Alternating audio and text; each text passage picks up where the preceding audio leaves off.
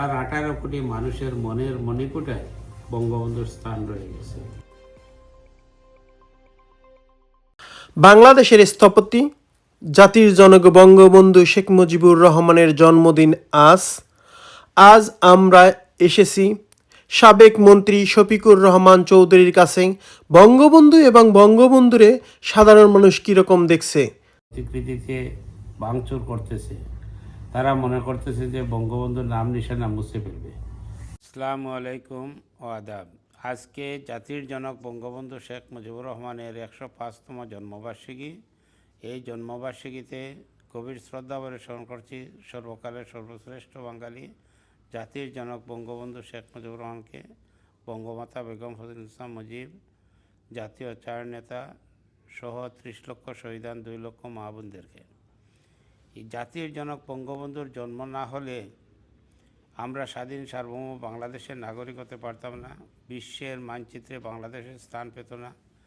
বিশ্বের বুকে লাল সবুজের পতাকা ফতফত করে উঠত না। সেই বঙ্গবন্ধুর নেতৃত্বেই ভাষা আন্দোলন থেকে শুরু করে প্রত্যেকটি পাকিস্তান আমলে প্রত্যেকটি আন্দোলন সংগ্রামে আমরা বিজয়ী হয়েছি, যার ফলশ্রুতিতে 1971 সনে মহান মুক্তিযুদ্ধের মাধ্যমে আমরা স্বাধীন সার্বভৌম বাংলাদেশের নাগরিক হতে সক্ষম হয়েছিলাম।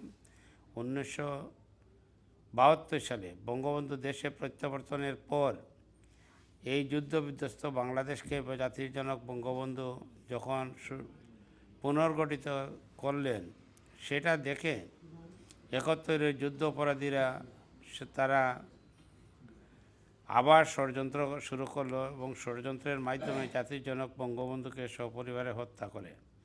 বঙ্গবন্ধুকে হত্যা করার পর বঙ্গবন্ধুর 2 কন্যা বিদেশে ছিলেন, আমাদের জননেত্রী শেখ হাসিনা এবং শেখ রেহানা। ওনারা বিদেশে ছিলেন বলেই, বেঁচে আছেন বলেই বাংলাদেশে বঙ্গবন্ধুর স্বপ্নের সোনার বাংলা প্রতিষ্ঠিত হয়েছে। আজকে আমরা কি দেখতে পাই? দীর্ঘ 21 বৎসর পর আওয়ামী লীগ ক্ষমতায় অধিষ্ঠিত হওয়ার পর বঙ্গবন্ধুর স্বপ্নের সোনার বাংলা প্রতিষ্ঠিত হয়েছে। ক্ষুধামুক্ত, দারিদ্র্যমুক্ত, দুর্নীতিমুক্ত, সন্ত্রাসমুক্ত বাংলাদেশ গড়ার লক্ষ্যে জননেত্রী শেখ হাসিনা অক্লান্ত পরিশ্রম করে যাচ্ছেন। ওনার নেতৃত্বে বাংলাদেশ এগিয়ে গিয়েছিল। বাংলাদেশ একটি ভিক্ষুকের জাতি থেকে উন্নয়নশীল দেশে রূপান্তরিত হয়েছিল। কিন্তু সেই 71-এর যুদ্ধ অপরাধীরা, যারা 1971 সনে আমার মা বোনের ইজ্জত লুণ্ঠন করেছিল, গণহত্যা করেছিল, সেই যুদ্ধ অপরাধীরা আবার ষড়যন্ত্র করে জননেত্রী শেখ হাসিনার বিরুদ্ধে আন্দোলনের নামে জননেত্রী শেখ হাসিনাকে দেশ থেকে বিদায় হতে বাধ্য করেছে। ওরা চেয়েছিল জননেত্রী শেখ হাসিনা এবং শেখ রেহানাকে হত্যা করতে চেয়েছিল। সেই হত্যার ষড়যন্ত্র করেছিল বলেই আমরা মনে করি, যেটা সবাই মিলে আমরা জননেত্রী শেখ হাসিনার নেতৃত্বে প্রতি আস্থাশীল হয়ে জননেত্রী শেখ হাসিনার হাতকে শক্তিশালী করে গড়ে তোলা এবং আল্লাহ রব্বুল আলমিনের কাছে আমরা প্রার্থনা করি সেই বঙ্গবন্ধুর কন্যা জননেত্রী শেখ হাসিনার নেতৃত্বে আবার বাংলার দুঃখী মানুষের মুখে হাসি ফুটবে।